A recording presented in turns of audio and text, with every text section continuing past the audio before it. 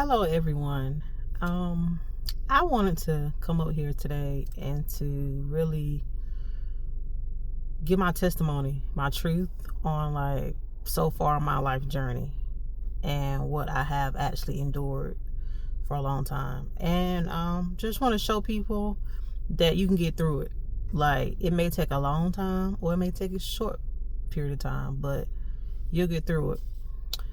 But number one thing I do want to discuss, and I think I want to put out there right now, is a disclaimer.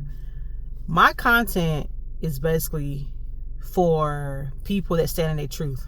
People that are authentic, not fake, not no follower, but a leader. The ones that speak on things that people don't want to speak on because they're ashamed. They want to think about what people may think. If you the fake ones, my content is not for you. My content is for those that is constantly going through things on their journey, trying to overcome things in their journey, and just continue to strive to be their higher self. That's what the type of content that I'm all about creating. And if you someone that's on your journey, need help, kind of going through the motions, confusion, you're in the right place. Now, if you someone that want to troll, don't come here, because this is a safe space for us that is completely authentic and is attached to our higher self. So, I've been married for 5 years now, but I'm currently now separated and going through a divorce. Now, I know when I say that, people are like, oh, I'm so sorry. Don't be sorry, because this journey, the 5 years I've been married, has been a lesson for me, a lesson. And I refuse to go back down this road again. Okay. Me and my, I gotta still call him my husband because we're not officially divorced, but we have a good relationship now, because we have a child. We have a 2-year-old son. So of course, co-parent to me is very important, where we don't want to be the examples of what we've seen, past, divorce, what people go through. I don't want to set that example. I don't want to be there. I'm not about holding my child over his head. I don't got time for that. At that point, it's not even about the child. You know what I'm saying? So, before I get into depth, this video may be just part 1 because it's very long. So just bear with me on this. Okay. So, anywho, so, we've been together for 5 years, and this marriage has really showed me a lot, me really discovering myself, every part of me from the ins and outs, and also realizing what I don't want in a partner and what I do want in a partner, And like I said, I'm going to talk from my perspective. I'm not going to really go into details about certain things when it comes down to him, but things that need to be into depth, I will discuss. Okay. So,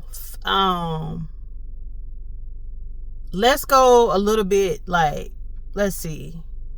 There was a red flag. I will say there was red flags at the beginning, but I ignored them. I have to take accountability for that. I understand that I ignored them, but one thing I understand on my journey now is, me and him was trauma bonded. We bonded over, we bonded. I think our trauma bonding, now I'm realizing it was abandonment. We was abandoned, but our abandonment was kind of different in certain instances. For me, I was abandoned far as with my mom was working all the time to make ends meet because of the fact that, my stepdad was couldn't really keep a job. And I'm just being honest. I'm not about to sit here and sugarcoat for the family, because they know I don't care. I'm gonna be honest. And that right there, she couldn't be there emotionally. She couldn't nurture me in those type of ways, or even my siblings. So we really stayed with my grandma. My grandma raised us, and she was still stuck in the past with things that happened in the past. So she really couldn't be there emotionally. You get what I'm saying? It was she was there, but she wasn't really there. Okay.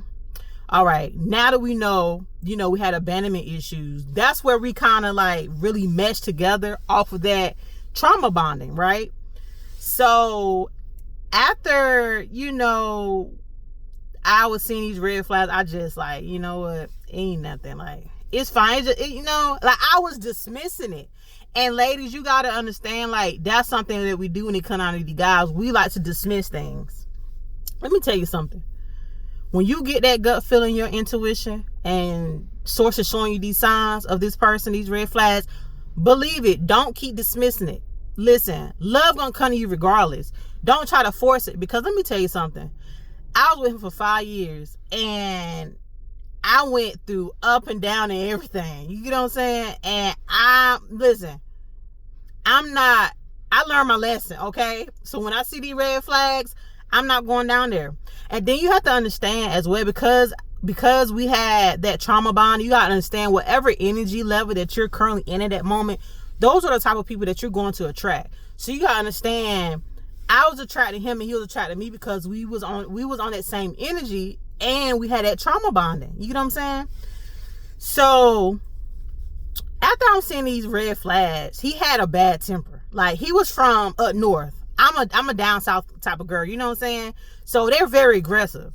So it was like little things, and he would just get so aggressive. And I'm like, what the freak? Like, what is going on? Like, why are you so aggressive? Like, over something like a parking spot, y'all. A parking spot. Like that. When I seen him go from 0 to 100 real quick, I'm like, wait a minute. But once again, we know how we are. When we see that, we're like, okay, well, I'm going to be that female, see if I can calm him down, I did that. So in my mind, I'm like, okay, well, he'll listen to me. That's what I fed myself to believe, that we can work, because I can soothe him when he go from 0 to a 10. You know what I'm saying? See, that's what a mama do. I ain't a mama. I'm not his mom. You know what I'm saying? So that's what I was doing. But I realized I was enabling him when it came out his behaviors. And anybody that know me growing up, I was that female that was very strict when it comes down to like what I want and what I didn't want. Like, I stood on my principles, my values. I stood on my standards. I always had standards when it came down to guys. But I realized every guy that I ever dated in my life, we always trauma bonded, but in different ways. And I realized I ain't learned my lesson. And this time, sources like, okay, well, you keep picking the same guys that just look different. Okay, you ain't growing. So this time, I'm gonna give you what you're looking for. And I got what I was looking for. Okay. So after the red flags or whatever, then it was like we was getting closer and closer and closer. You know what I'm saying? We moved. I moved in with him. We was working at the same place. Like, it was going fine. You know what I'm saying? And then I think like he proposed like 7 months, and I said yes. But he proposed to me at my sister's graduation from high school, right? And after he proposed, like, a piece of me was like, you didn't want to do this. And I overlooked it. I didn't even listen. I'm like, you know what you're talking about. Like, this is what I wanted. Because I always spoke about marriage. You know what I'm saying? So we're together and etc. And then COVID hit. So I'm like, okay, well, we can't really have no wedding. But let's just go down to the courthouse and get married. You know what I'm saying? We ain't tell nobody. We ain't tell nobody we got married. Only way my family knew that we got married, because we got married in November. We got married on November the 17th, right? And we had Thanksgiving. And I had a ring on my finger. And my mom would look at my finger, and she was like, you got married? And I was like, oh, might as well go ahead and tell her. I was like, yeah, we got married. Or whatever. So they was in their little feelings about that, but I really don't care. Like, I do what I want to do. I'm a private person anyway. So at the end of the day, if I really didn't want to have a wedding, I really didn't want to have a wedding. But I realize now, like, it's a reason why I didn't want to have a wedding.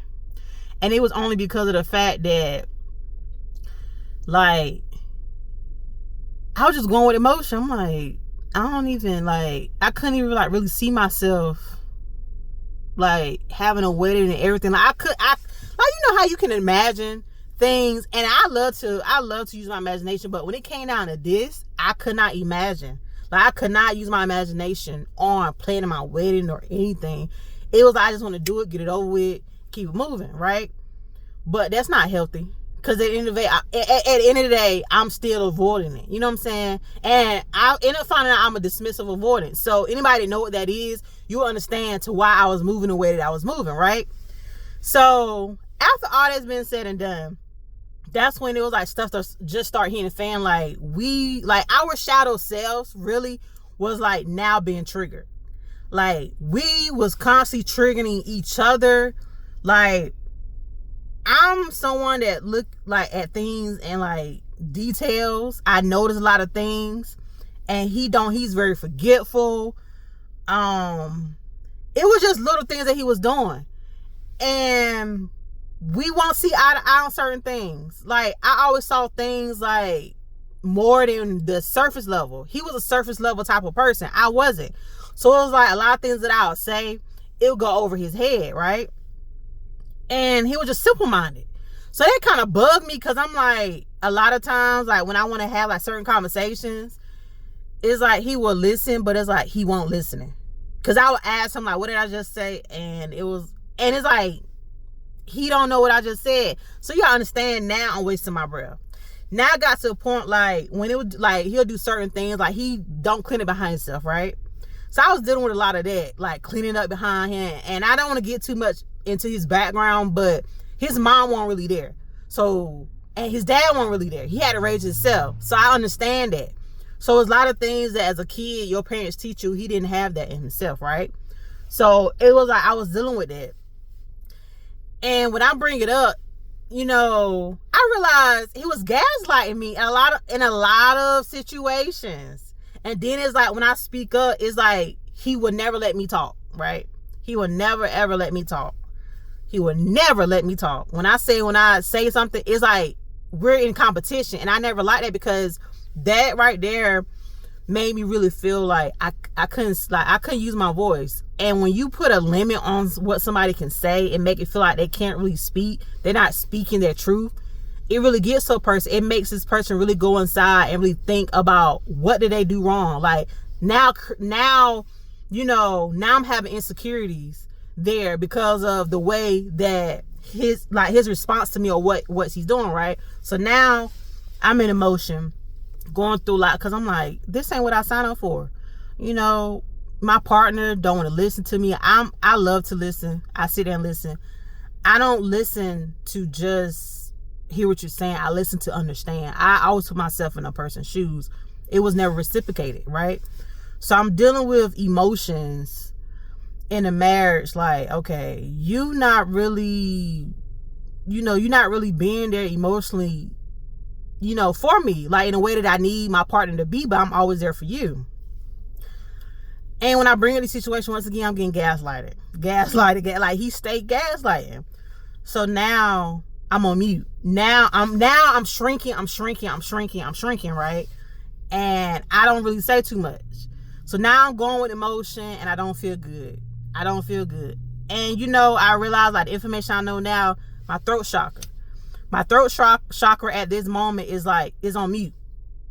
And you know, now I'm going through all the emotions. Then, you know, once again, I'm dealing with also the anger issues. So on top of the anger issues and me not being heard, it's like, dang, like, what did I get myself into?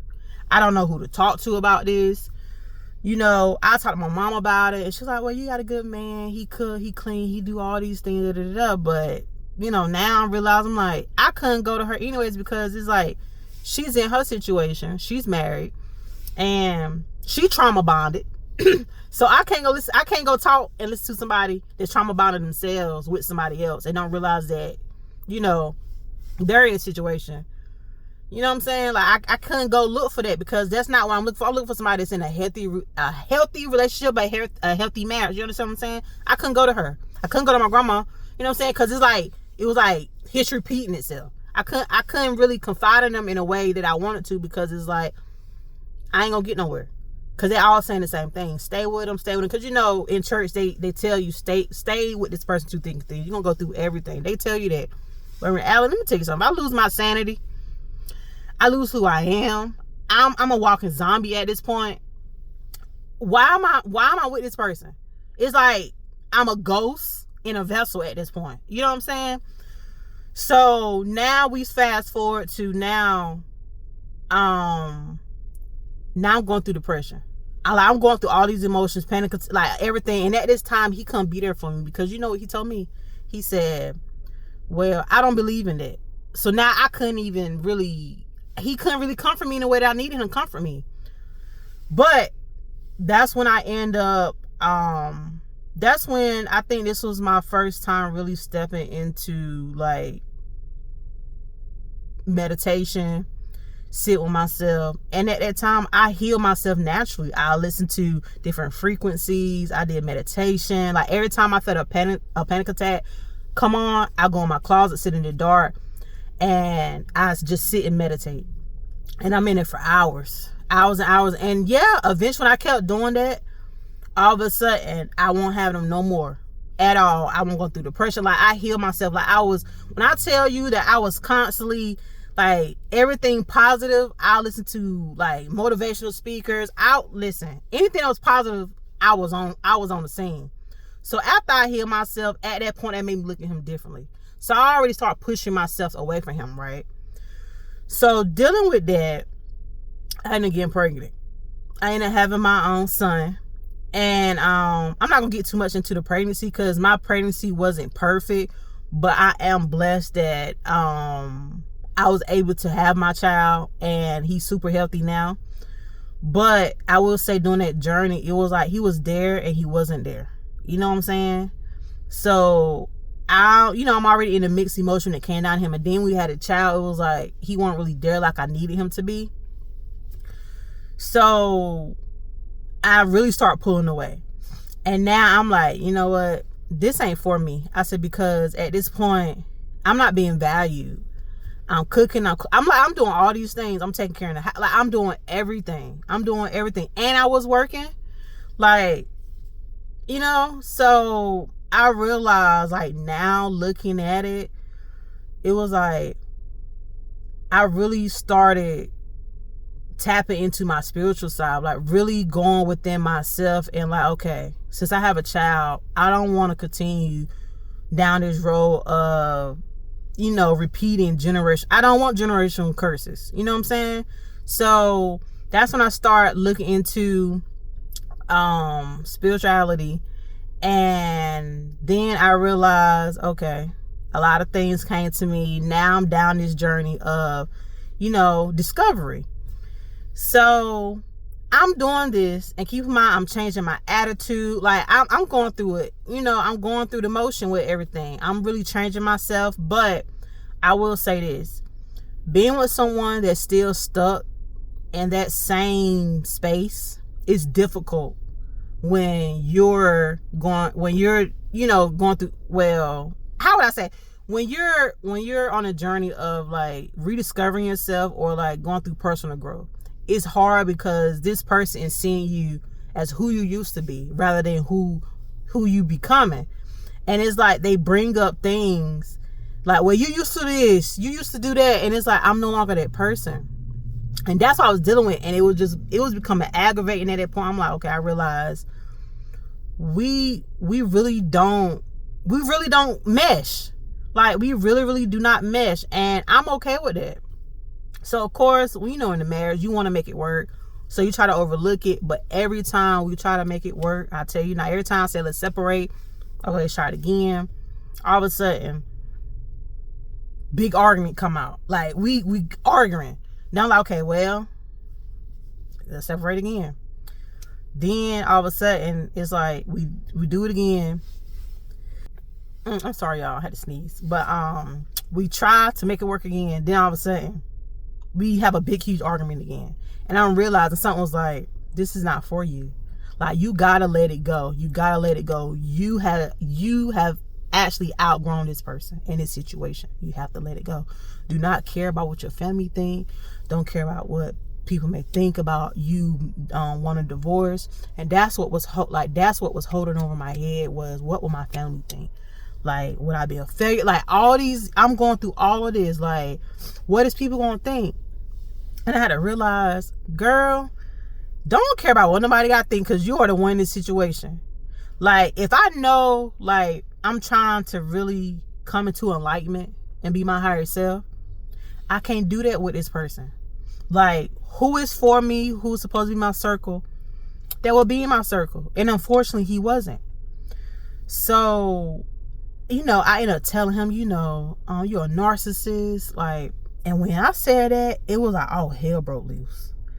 Like, it's like I triggered something worse. Like, I don't know. I hit a nerve, right? And I'm like, it's okay that you are. Claim it. But I realized in that moment, I was the one that was going through basically holding myself accountable.